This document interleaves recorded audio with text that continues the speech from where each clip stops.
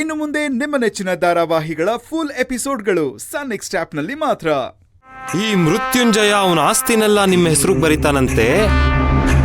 ಅದ್ರ ಬದಲಾಗಿ ಭಕ್ತಿನ ಕೊಟ್ಟು ಅವನಿಗೆ ಮದ್ವೆ ಮಾಡ್ಬೇಕಂತೆ ಅಂತ. ಈಗ ನೀನೇ ಯೋಚನೆ ಮಾಡು. ಅವನ್ ಯಾರೋ ತಲೆ ಕೆಟ್ಟವನನ್ನ ಭಾವ ಅಂತ ಕರೆಯೋದಕ್ಕಿಂತ ನಿನ್ನ ಸ್ವಂತ ಮಾವನ್ ಮಗನ್ನ ಭಾವ ಅಂತ ಕರೆಯೋದ್ರಲ್ಲಿ ತಪ್ಪೇನಿದೆ? ಬೇಕಿದ್ರೆ ನಿನ್ಗೂ ಇಲ್ಲ ಬಿಡು. ಗೊತ್ತಾಯ್ತು. ನಾನು ಹೇಳಿದ್ನ ನೀನ್ ಹೇಳೋದಿಲ್ಲ ಅಂತ ಅರ್ಥ ಆಯ್ತು. ನಾನೇ ಹೇಳ್ತೀನಿ. ಹೋಗು ಹೋಗು. ನಿನ್ ಪ್ರಶ್ನೆಗೆ ಶ್ರೀಕಾಂತಣ್ಣ ಮಾತ್ರ ಅಲ್ಲ, ಇಡೀ ಊರವರೆಲ್ಲ ಉತ್ತರ ಕೊಡ್ತಾರೆ. ಹೋಗು.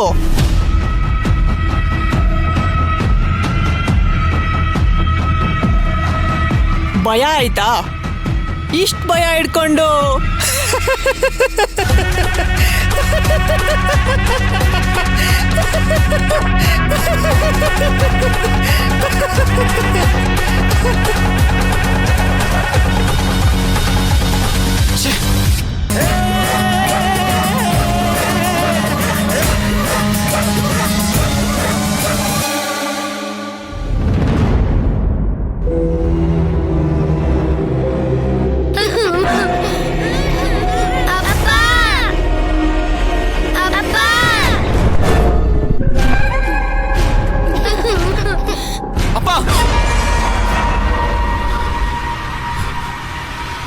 ಅಗಸ್ತ್ಯ, ಏನಾಯ್ತು?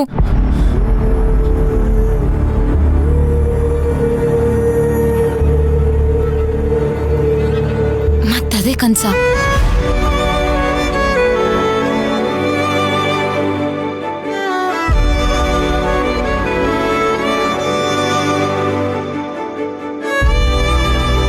ತಗೋ.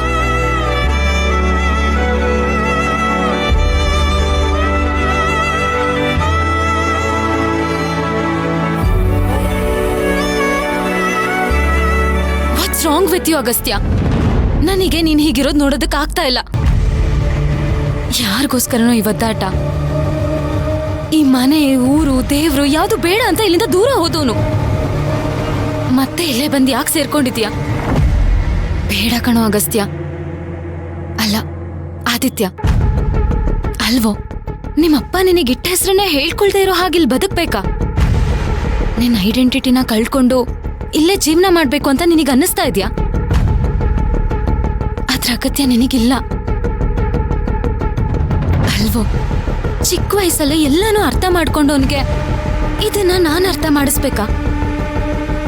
ನಿನ್ನನ್ನ ಈ ಪರಿಸ್ಥಿತಿಗೆ ತಂದಿರೋ ಆ ದೇವ್ರಿಲ್ಲಿಗೆ ಬರೋದಕ್ಕೂ ಮುಂಚೆ ನಾವಿಲ್ಲಿಂದ ಹೋಗ್ಬಿಡೋಣ. ನೀನಾಗಿರೋ ಅಂತ ಜಾಗಕ್ಕೆ ಹೋಗೋಣ.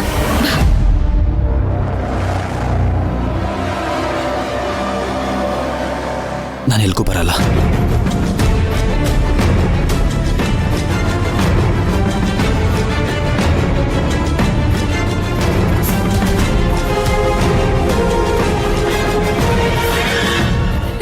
ದಯಾ, ಹಾತ್ಕಮ್ಮ, ಪೂಜೆಗೆ ಬೇಕಾಗಿರೋ ಎಲ್ಲ ವ್ಯವಸ್ಥೆ ಆಗಿದೆ ತಾನೆ? ಹಾತ್ಕಮ್ಮ, ರಾಮಣ್ಣಂಗೆ ಹೇಳಿ ಎಲ್ಲ ವ್ಯವಸ್ಥೆ ಮಾಡಿಸಿದ್ದೀನಿ. ಆಮೇಲೆ ಈ ರಂಗೋಲಿ ನೋಡಿ ಅತ್ಕಮ್ಮ, ಎಷ್ಟು ಚೆನ್ನಾಗಿದೆ ಅಲ್ವಾ?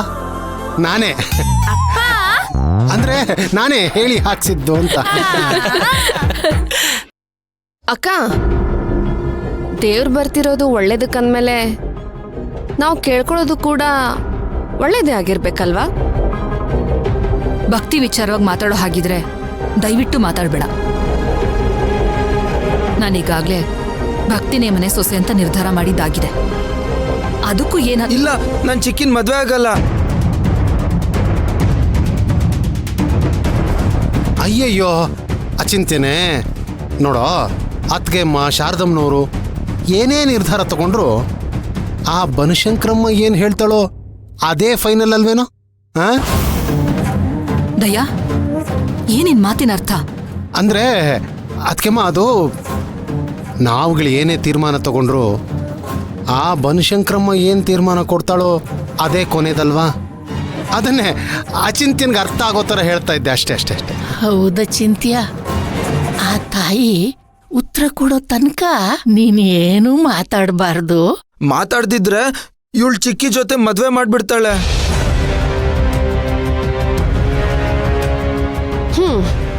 ನೋಡೋಣ ಆ ತಾಯಿ ಯಾರ್ ಮಾತು ಕೇಳ್ತಾಳೆ ಅಂತ.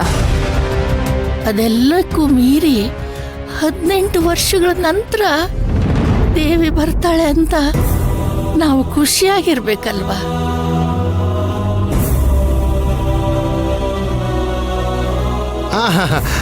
ಹೌದಮ್ಮ, ಹೌದು. ಲೇ ತಮ್ಮಿ, ಏನೇ ಇದು? ಯಾವನೋ ತಲೆ ಕೆಟ್ಟವ್ರ ಮಾತು ಕೇಳೋ ಸಂದರ್ಭ ಬಂದ್ಬಿಡ್ತಲ್ಲ ನಮಗೆ. ನಮ್ಮ ಪರವಾಗಿ ತಲೆ ಕೆಟ್ಟವ್ನು ಮಾತಾಡಿದ್ರು ನಾವು ಅವನ ಪರನೇ ನಿಲ್ಬೇಕಾಗತ್ತೆ.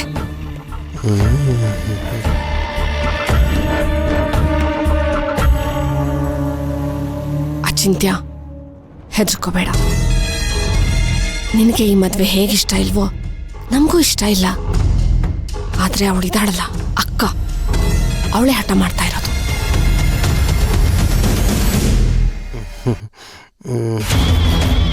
ಹೌದು ಕಣೆ ತಮ್ಮಿ, ಆದ್ರೆ ಏನು ಮಾಡೋದು? ಆ ಬನಶಂಕರಮ್ಮನೇ ಅಸ್ತು ಅಂದ್ಬಿಟ್ರೆ ಪಾಪ ನಮ್ಮ ಅಚಿಂತ್ಯ ಪುಟ್ಟು ಏನು ಮಾಡ್ತಾನೆ? ಒಪ್ಕೊಳ್ಳಬೇಕಲ್ವಾ? ಅಲ್ಲ ರೀ, ಬನಶಂಕರಮ್ಮ ಬೇಕು ಅಂದ್ರೂ ಬೇಡ ಅಂದ್ರೂ ನಾವು ಅಚಿಂತ್ಯನ ಪ್ರಕಾರನೇ ನಡ್ಕೋಬೇಕು ತಾನೆ. ಯಾವುದೇ ಕಾರಣಕ್ಕೂ ಆ ಭಕ್ತಿ ಜೊತೆ ಮದ್ವೆ ಆಗೋದಕ್ಕೆ ಮಾತ್ರ ನಾವು ಬಿಡಬಾರ್ದು. ಅಚಿಂತ್ಯ, ನೀನು ಒಪ್ಕೊಳ್ಳೋದಿಲ್ಲ ತಾನೆ? ಈ ವಿಷಯದಲ್ಲಿ ನಾನು ಯಾರ ಮಾತು ಕೇಳಲ್ಲ. ಅದೇ ಬೇಕಾಗಿರೋದು.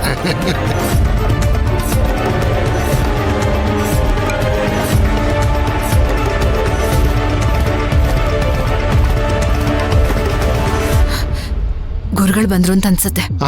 ಗುರುಗಳು. ಲೇ ತಮ್ಮಿ, ಉರಿಯೋ ಬೆಂಕಿಗೆ ತುಪ್ಪ ಸುರಿಯಕ್ಕೆ ಬಂದಿದ್ದಾನೆ ಅನ್ಸುತ್ತೆ. ಈ ಎಲ್ಲ ವಿಷಯ ಶುರು ಆಗಿದ್ದೆ ಈ ವ್ಯಕ್ತಿಯಿಂದ. ಶುರು ಯಾರಾದ್ರೂ ಮಾಡಿರ್ಲಿ, ಪೂರ್ಣ ವಿರಾಮ ಇಡ್ಬೇಕಾಗಿರೋದು ನಾವೇ ತಾನೆ.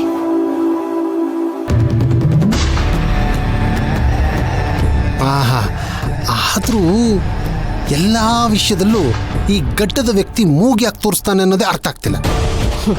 ಬಿಡ್ರಿ, ಈಗ ಯಾಕದೆಲ್ಲ. ಗುರುಗಳೇ, ಬನ್ನಿ. ಓಹೋ, ಗುರುಗಳು, ಕುಶಲವೇ? ಸೌಖ್ಯವೇ? ಎಷ್ಟೋ ದಿನಗಳಾದ್ಮೇಲೆ ಇವತ್ತು ನಿಮ್ಮನ್ನು ನೋಡೋ ಭಾಗ್ಯ ಸಿಕ್ಬಿಡ್ತು ನೋಡಿ ನಮ್ಗೆ. ಶಂಕರಿ ನಿರ್ಧಾರನ ಒಪ್ಕೊಳ್ಳೋದಿಕ್ಕೆ ನೀ ತಯಾರಿದ್ಯಾ ದಾಮಿನಿ? ಆ ತಾಯಿ ಏನೇ ನಿರ್ಧಾರ ಕೊಟ್ರು ಸಂತೋಷದಿಂದ ಸ್ವೀಕರಿಸ್ತೀನಿ ಗುರುಗಳೇ. ಭಕ್ತಿ ಮನೆ ಸೊಸೆಯಾಗೋದಿಕ್ಕೆ ನಾನೇನ್ ಮಾಡೋದಿಕ್ಕೂ ಸಿದ್ಧ ಇದ್ದೀನಿ ಶಂಕರಿ.